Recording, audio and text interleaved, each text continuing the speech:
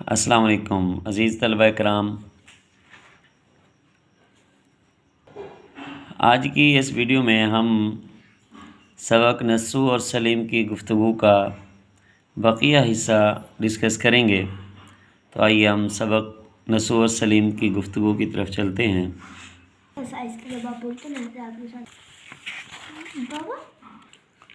ہاں جی، ہم page number 30 پر آ گئے ہیں، جو ہمارے سبق کا دوسرا حصہ ہے۔ باپ کہتا ہے چونکہ مشکل ہے، اکثر مبتدی گھبرایا کرتا ہے۔ مبتدی کہتے ہیں آغاز کرنے والا۔ مجھے کو یقین ہے گنجفہ میں تمہاری طبیعت خوب لگتی ہے۔ مجھ کو یقین ہے کہ گنجفہ میں تمہاری طبیعت خوب لگتی ہے، وہ بنسبت شطرنج کے بہت آسان ہے۔ باپ سلیم کو کہہ رہا ہے کہ تم اگر اس کا آغاز کرو گے، ظاہر ہے شروع میں پریشانی ہوگی، لیکن کہتا ہے مجھے یہ یقین ہو رہا ہے کہ گنجفہ میں تمہاری طبیعت خوب لگتی ہے اور شطرنج کی جو بہت آسان بھی ہے۔ بیٹا ہاں، شطرنج کی نسبت کر گنجفہ کو زیادہ ناپسند کرتا ہوں۔ اس نے کہا کہ میری طبیعت جو ہے وہ گنجفہ کو زیادہ ناپسند کرتی ہے۔ باپ ہاں، شطرنج میں طبیعت پر زور پڑتا ہے اور گنجفہ میں حافظے پر زور پڑتا ہے۔ یہ دو ورڈ فار MCQs اچھی طرح کرنے ہیں کہ شطرنج میں کس چیز پر زور پڑتا ہے؟ طبیعت پر، اور گنجفہ میں کس چیز پر زور پڑتا ہے؟ حافظے پر۔ ہم نے دیکھا کہ گنجفہ کا جو کھیل ہے اس کے کوئی 96 گول پتے ہوتے ہیں اور اس کے 3 کھلاڑی ہوتے ہیں، تو گنجفہ میں حافظے پر زیادہ زور پڑتا ہے۔ بیٹا میری ناپسندیدگی کا کچھ خاص کر یہی سبب نہیں ہے، بلکہ مجھ کو سارے کھیل ہی برے معلوم ہوتے ہیں۔ باپ تمہاری اس بات سے مجھ کو تعجب ہوتا ہے، مجھے حیرانی ہوتی ہے، اور میں تم سے تمہاری ناپسندیدگی کا اصل سبب سننا چاہتا ہوں۔ اصل وجہ جو ہے کہ تم کھیلوں سے دور کیوں ہو، کیونکہ شاید اب سے 5 یا 6 مہینے پہلے جن دنوں میں باہر کے مکان میں بیٹھا کرتا تھا، میں نے خود تم کو ہر طرح کے کھیلوں میں نہایت شوق کے ساتھ شریک ہوتے دیکھا تھا۔ بیٹا آپ درست فرماتے ہیں، میں ہمیشہ کھیل کے پیچھے دیوانہ بنا رہتا تھا۔ تو کون کھیل کے پیچھے دیوانہ بنا رہتا تھا؟ سلیم۔ مگر اب تو مجھ کو ایک دلی نفرت ہوگی۔ اب یہاں پر دلی سے مراد یہ نہیں آپ نے سمجھنا جیسے اس چیپٹر کے سٹارٹ میں آیا تھا کہ دلی میں 1 سال ہیضے کی سخت وبا آئی۔ یہ دلی ایک شہر ہے جو کہ انڈیا کا دارالحکومت ہے، جبکہ پیج نمبر 30 پر جو دلی لکھا ہے وہ کہتا ہے مجھے اپنے کھیلوں سے ہر طرح کی نفرت ہوگی، دل سے نفرت ہوگی، ہارٹ از کمنگ۔ باپ آخر اس کا کوئی سبب خاص ہوگا؟ بیٹا آپ نے اکثر 4 لڑکوں کو کتابیں بغل میں دابے گلی میں آتے جاتے دیکھا ہوگا۔ اب ایک لائن میں 4 MCQs ہیں کہ کتنے لڑکوں کو کتابیں بغل میں دابے آتے جاتے دیکھا ہے؟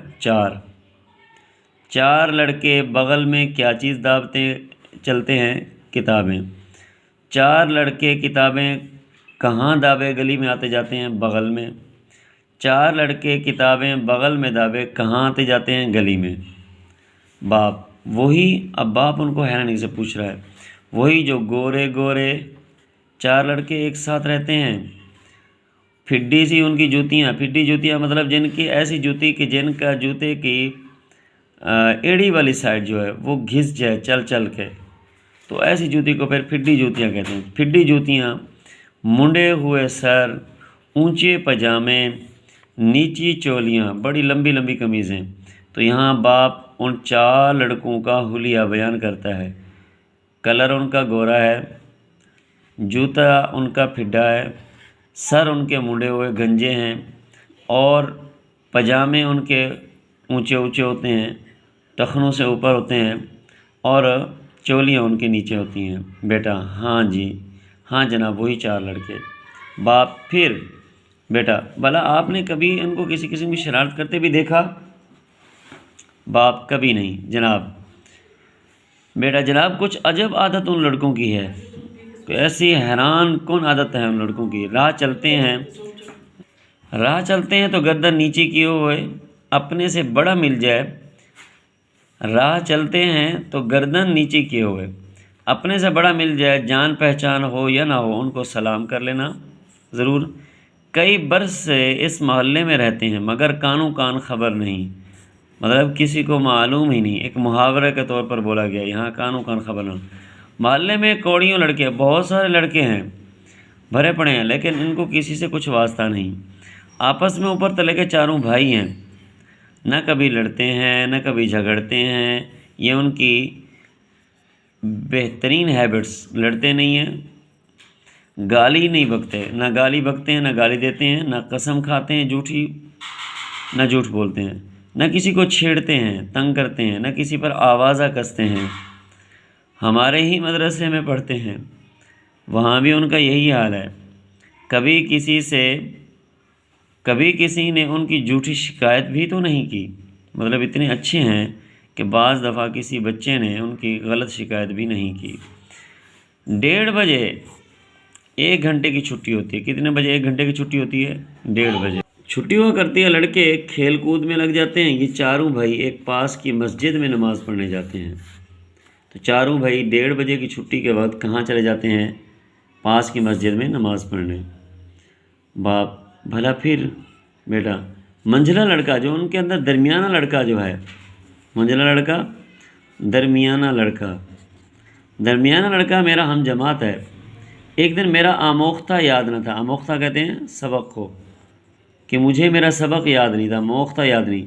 مولوی صاحب مطلب استاد صاحب نے نہایت ناخوش ہوئے، ناراض ہوئے، مولوی صاحب نہایت ناخوش ہوئے اور اس کی طرف اشارہ کر کے مجھ سے فرمایا، کم بخت نکمے،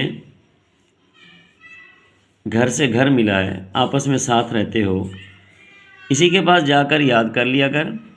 میں نے جو پوچھا، کیوں صاحب یاد کرا دیا کرو گے؟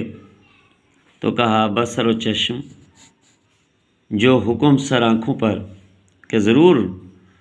غرض میں اگلے دن ان کے گھر گیا، آواز دی، انہوں نے مجھ کو اندر بلایا، دیکھا کہ ایک بہت بوڑھی سی عورت تخت پر جائے نماز بچھائے قبلہ رو بیٹھی۔ تخت کہتے ہیں ایک لکڑی کا پھٹا کہ جو جائے نماز کے طور پر بنایا جاتا ہے۔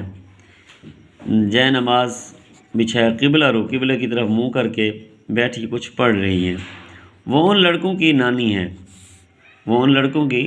ہے، لوگ ان کو حضرت بھی کہتے ہیں۔ میں سیدھا سامنے دالان صحن میں محرابوں والا جو بڑا لمبا کمرہ ہوتا ہے اس کو دالان کہتے ہیں، اپنے ہم جماعت کے پاس جا بیٹھا۔ جب حضرت بھی اپنے پڑھنے سے فارغ ہوئی، اپنے ذکر اذکار سے، تو انہوں نے مجھ سے کہا، بیٹا گو تم نے مجھ کو سلام نہیں کیا۔ تو حضرت بھی نے بچے کو اپنے ذکر اذکار سے فارغ ہو کر کیا کہا؟ ایک بات کہی کہ بھلے تم نے مجھے سلام نہیں کیا، لیکن ضرور ہے کہ میں تم کو دعا دوں۔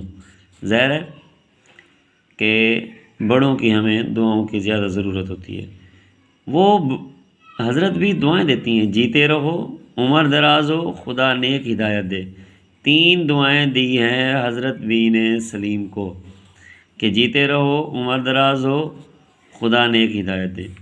ان کا یہ کہنا تھا کہ میں غیرت کے مارے، شرم کے مارے زمین میں گڑک گیا، ایسا لگا کہ زمین کے اندر میں گھس گیا ہوں۔ مجھے بہت شرم آ رہی تھی کہ میں نے ان کو سلام کیوں نہیں کیا۔